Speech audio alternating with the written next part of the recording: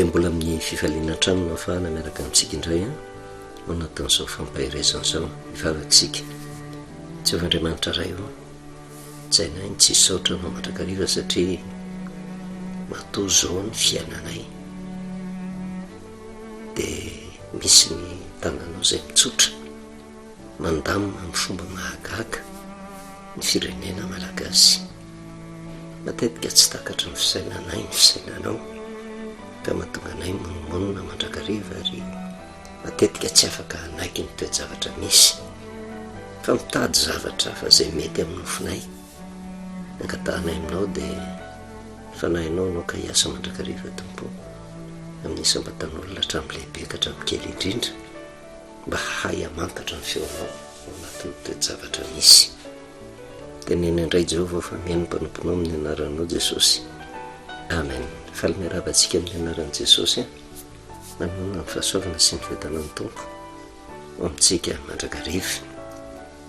mandalo zavatra mafimafy ny firenena tatoato ary mampisaotra an'Andriamanitra ny toe-javatra mitranga io moa na inona na inona ady hevitra ataon'ny olona tsy misy zavatra tonga ho azy zany fa velan'Andriamanitra hitranga na io misy sitrapon'Andriamanitra tiany ho tanterahana na misy koa sitrapon'ny olona ka indraindray ny olona midoika dia velan'Andriamanitra ho tanteraka kanefa na amin'ny an-danina na amin'ny ankilany dia misy lesona tian'Andriamanitra hosotonony ny isambatan'olona tsiraray avy. Andriamanitra tsy mba manavaka izany hitsinjo ny olona rehetra izy, tsy mba manao valifaty izany Andriamanitra fa manitsy kosa ny lalan'ny zanak'olombelona mba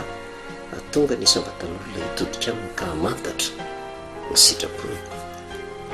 Misaotra amin'Andriamanitra isika satria azo lazaina fa ohatran'ny lamina zany ny fijery ny firenena malagasy tsy arak'izay nieritreretana azy sy nanam-poizana azy hoe tena isy korota na isy zavatra mafy anjady tsy nisy izay tsy mitaintaina kanefa tamin'ny vanim-potoana tsy nampozana dia ohatran'ny nisy vahaolana tapoko zany ary ny vahaolana tiako resahana dia ny filaminana ao anatin'izany dia betsaka ny adevitra kanefa tsy jery an'izay tsika fa ny antony fampahirezana dia mba hahatonga tsika hahatsapa ny fitantanan'Andriamanitra. Hafahafa ny zavatra nampitaina tamintsika teto ety amin'ity zao tontolo izao ty tsy misy zavatra tanteraka raha tsy avy amin'Andriamanitra ary tamin'ny farany angamitsika raha nijery ny toe-javatra misy teto Madagasikara indrindra ny fametrahana ny filoham-panjakana izay anendry ny mpiara-miasa aminy rehefa avy eo dia miresaka tsika hoe tsy misy fahefana afa-tsy avy amin'Andriamanitra. Zay ny tohamarina ny teny soratra masina. Mety maro amintsika angamba mety ho lasa fisainana hoe na inona fahefana tonga eo raha tsy avy amin'Andriamanitra tsy tafapetraka eo na manahoana na manahoana fomba tongavana eo na eritreretintsika hoe amin'ny ara-dalàna na eritreretintsika hoe amin'ny alalan'ny coup d'état tsy misy zavatra tafapetraka zany raha tsy avy amin'Andriamanitra fa misy antony avokoa.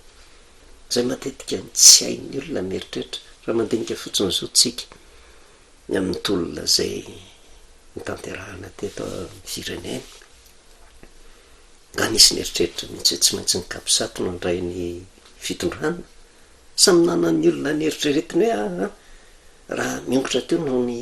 filohandry Rajoelina dia zao mba eritreretinay mba ho tafapetraka io satria nitanjona ny kendreny rehetra ary ny ray feo tamin'izany daholo ny vahoaka rehetra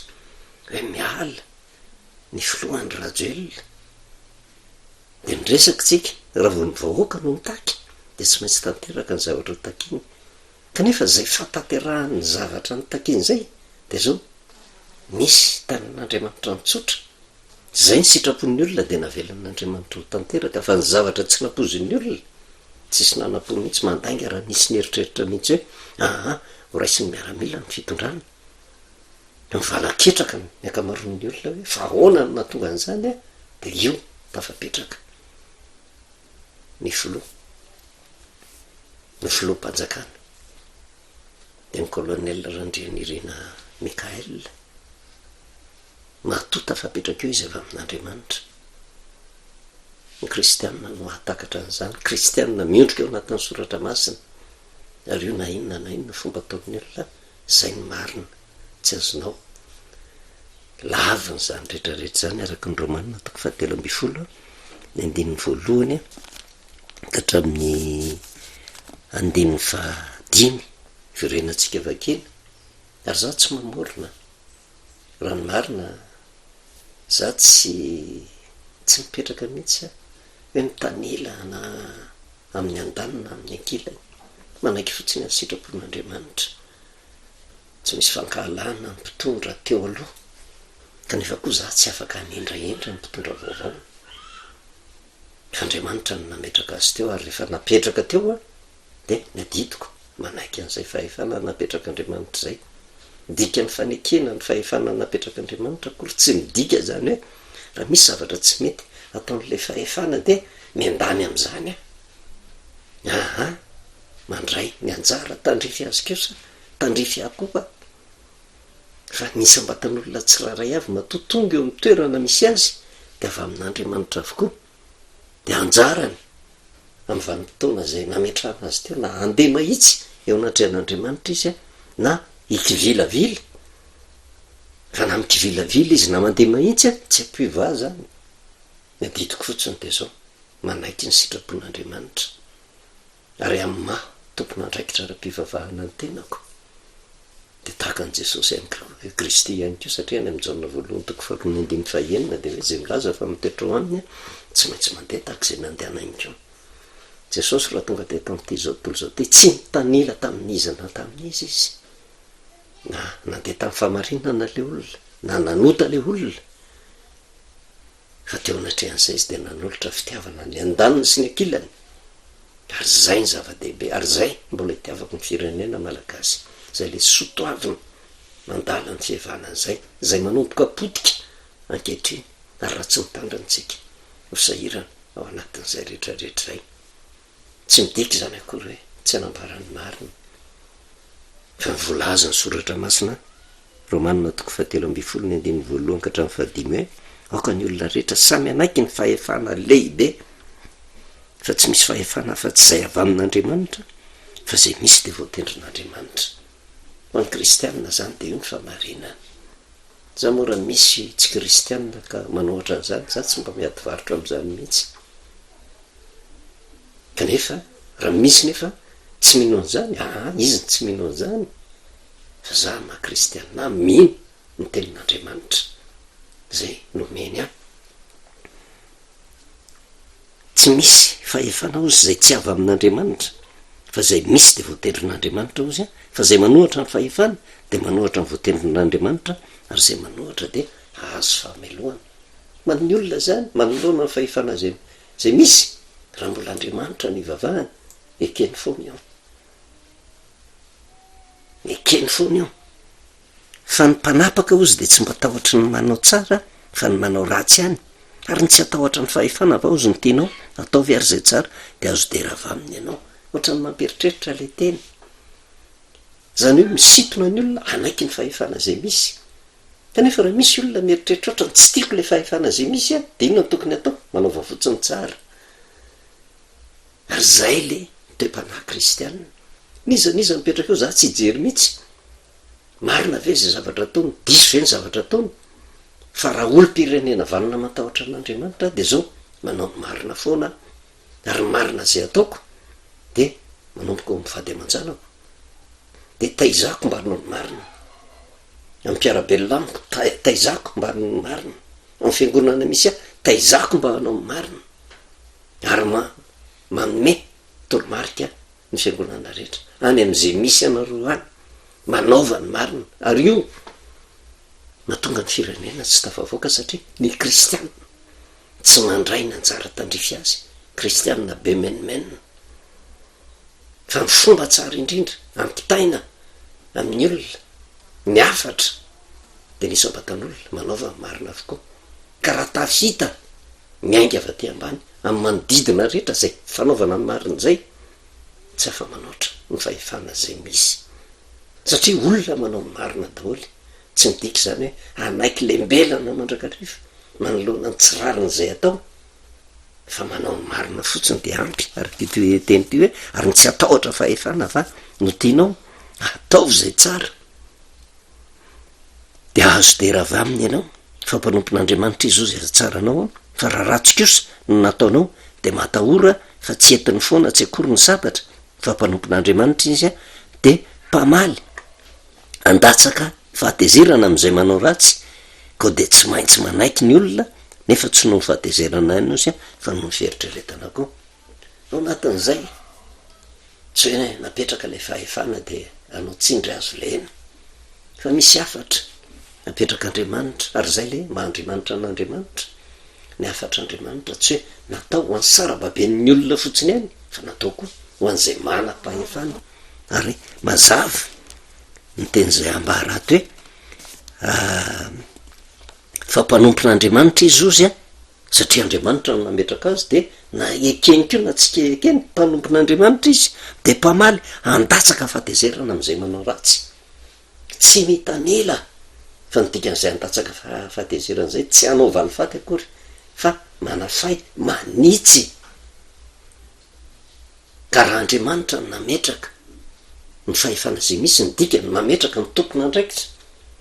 andrafitra indrindra eto amin'ny firenena ny androm-panjakana rehetra mba hitantanana ny firenena de ny zavatra tokony ho tsapan'ny olona tsy mandrak'izay fa voafetra ny vanimtaona hahafahana miasa eo amin'ny toerana zay ametrahan'andriamanitra ny olona tsiraray avy na ny fiainatsika te am'ty zao tontolo zao ty ange mandalo reo olona ny asatsika mandalo vetivety voafetra fa tsy maintsy matytsika no milafin'izay le fiainana fa eo am'le fahefana napetrak'andriamanitra kosa eo amin'ny fitantanana ny firenena tsy maharitra mandrak'izay zany fa voafetra fa ny afatr'andriamanitra fotsiny de zao am'le vanim-potoana na miandren'andriamanitra anao nametrahan'andriamanitra ndraikitra aminao mba tena hitantana anana fahefana eo amin'ny vahoaka tadio andriamanitra no nametraka teo a de hararoty manao ny sitrapon'andriamanitra eo amin'ny toerana zay misy zavatra misy mipetraka ny filoham-panjakana mbola ny endry prime ministre mbolotendrenany ministra atsangana daolo ny androm-panjakana rehetra fahefana daholo zany fa ny zavatra azo antoka de mbola mamerina araka ny soratra masinainy hoe tsy misy fahefana tafapetraka eo raha tsy avy amin'andriamanitra na tiatsika io na tsy tiatsika io fa ho an'le mpanompon'andriamanitra zay voatendry ao anatin'izay fahefana zay voafetrako ny toerany ao ary tsisy afaka ilaza mihitsy hoe ny arenany ny voninahiny ny fahaizany ny sarangany nametrahana n'andriamanitra azy io ny ampopony tsy tonga teo na inona koa eritreretin'ny olona eo tsy tafapetraka eo izy raha tsy andriamanitra no nametraka azy eo de mandritra ny vanim-potoana ahafahany tsirairay avy manatanteraka ny asany aokandeha amin'ny fatahorana n'andriamanitra hanao ny marina mandrakarifa satria raha andriamanitra no nametraka teo de mijery ny olona izy mamaly ny olona tsiraray avy araka ny asany tsy afaka tsy misy mihitsy afaka hanapatra fahefany ao fa rehefa tonga ny vanim-potoana ka mety le zavatra ataon'ny olona andriamanitra no malala hoe tokony apetraka tokony mijanona eo iny olona iny rehefa tsy mety ny ataon'ny olona tsy mifanaraka amin'ny sitrapon'andriamanitra vitan'andriamanitra manombotra azy io ijery kely angatsika fahefana nisy tam'izany vanim-potoana zany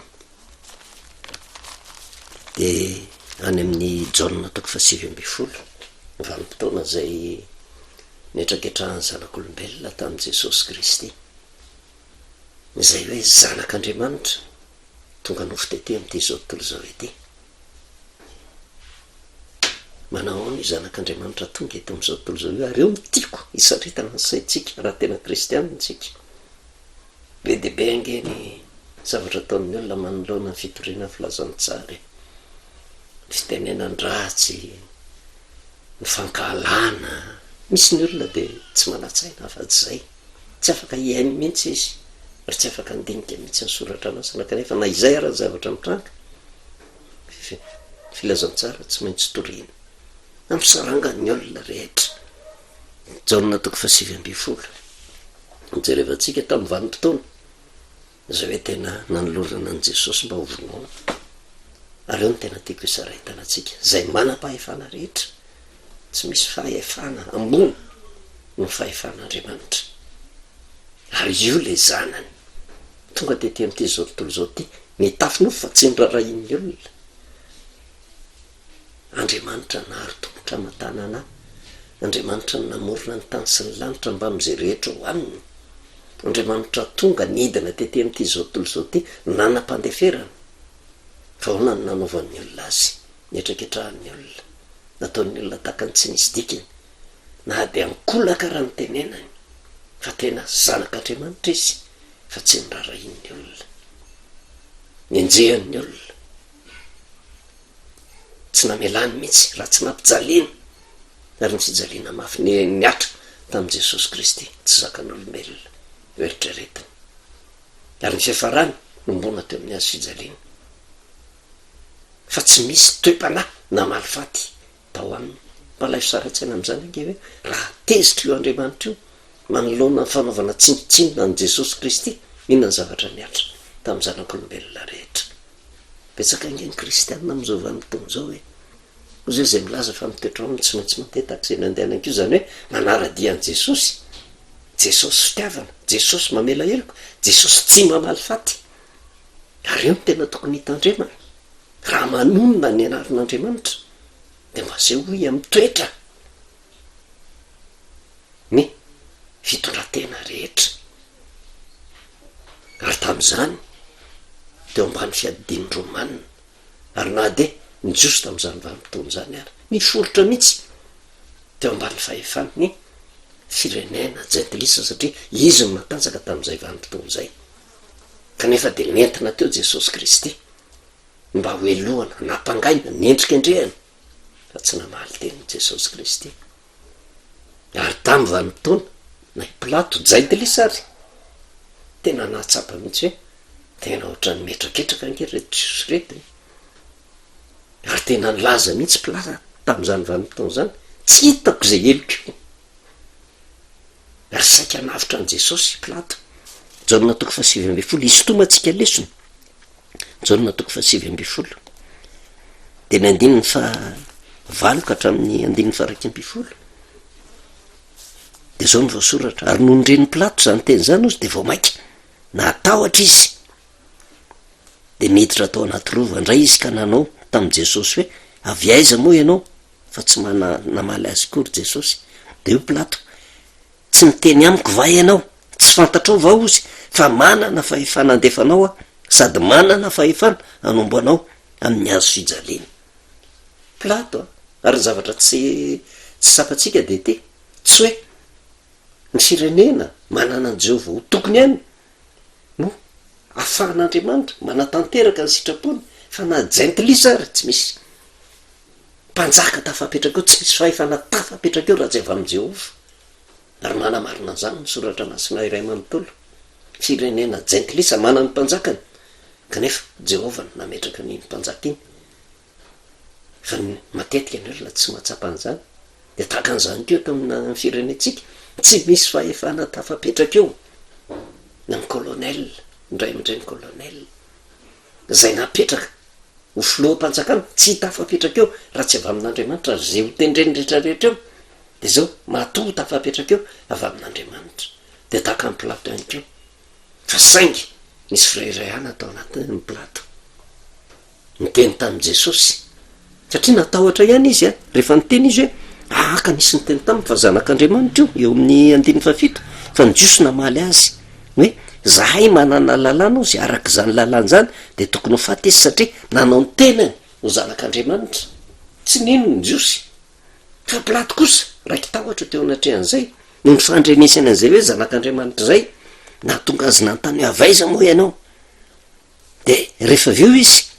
ny 9:20 de hoy Pilato taminy, tsy miteny amiko va ianao sy tsy fantatrao va fa manana fahefana andefanao a, sady manana fahefana anombo anao amin'ny azo fijaliana. Matetika ny fahefana zay mipetraka de ohatramindrery afaka manao zay tiany atao, zay fatapa-kevitra rehetrarehetra tiany ho tanterahana de tsy maintsy tanteraka, ary mieritreritra izy tena ny heriny sy ny tanjany nahatonga azy teo ny voninahiny, ary ny olona eo ambany fahefany tokony atahotra manoloana ny zany rehetrarehetra zany. Kanefa jereo ny valitenin'i Jesosy sy ny fahendrena tsy misy famalipaty, fa ny zavatra nataon'i Jesosy de mifampatserovana azy hoe manahoana itoerana misy azy io. Ny andiny faraika amby folo, Jesosy namaly azy hoe ianao tsy manana fahefana amiko akory izy raha tsy nomena anao avy any ambony zany, namerina ho amin'ny laoniny nosaina ny plato, tsy manana fahefana amiko zany ianao raha tsy nomena anao avy any ambony zany.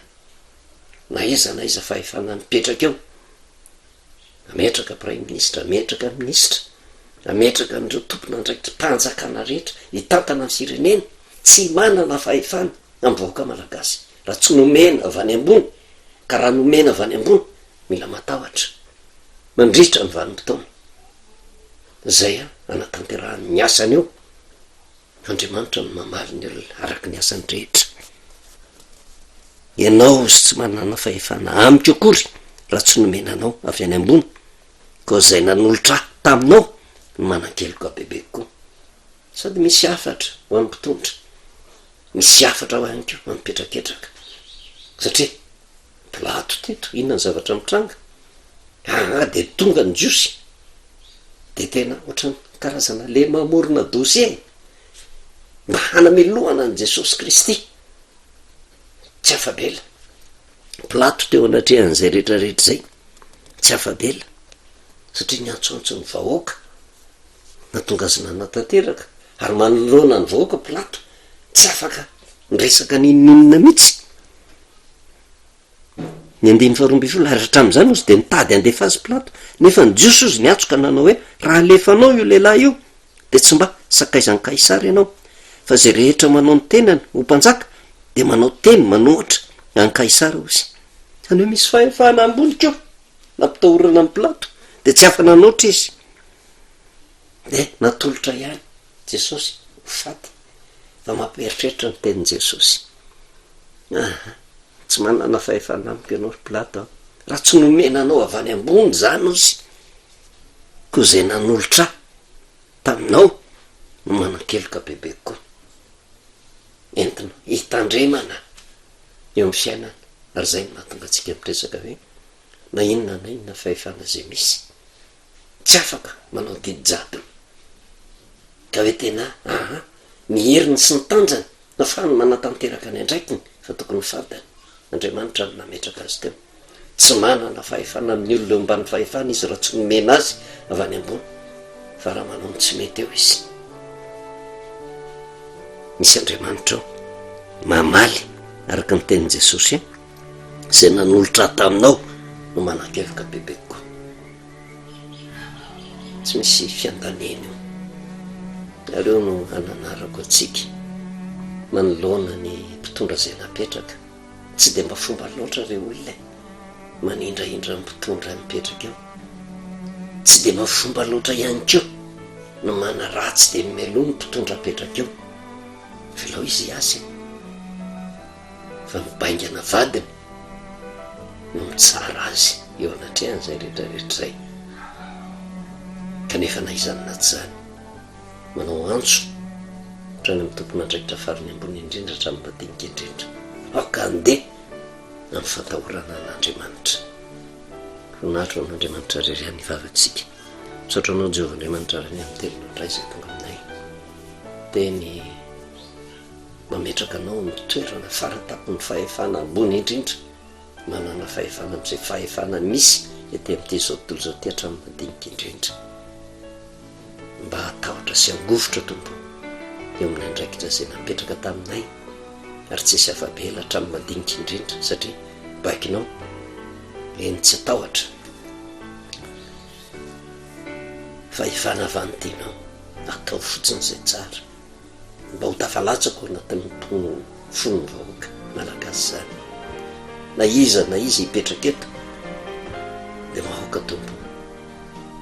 fa na ianao no hiasa ty anatin'ny fon'ny tsirairay avy mba handehanana anao ny tsara sy ny marina mandrakareva fa tsisy afabela fenao ny tompony fitsarana amin'izay rehetra tanterahany eo ianao dia matoko sy mino fa ianao hiasa mampiseho fahagagana mandrakariva amin'ity firenena malagasy ity dia misaotra indrindra ray amin'ny anaran'i Jesosy any novelomantsika amin'ny anaran'i Jesosy anona ny fahasoavana sy ny fiadanan'ny tompo amintsika mandrakariva.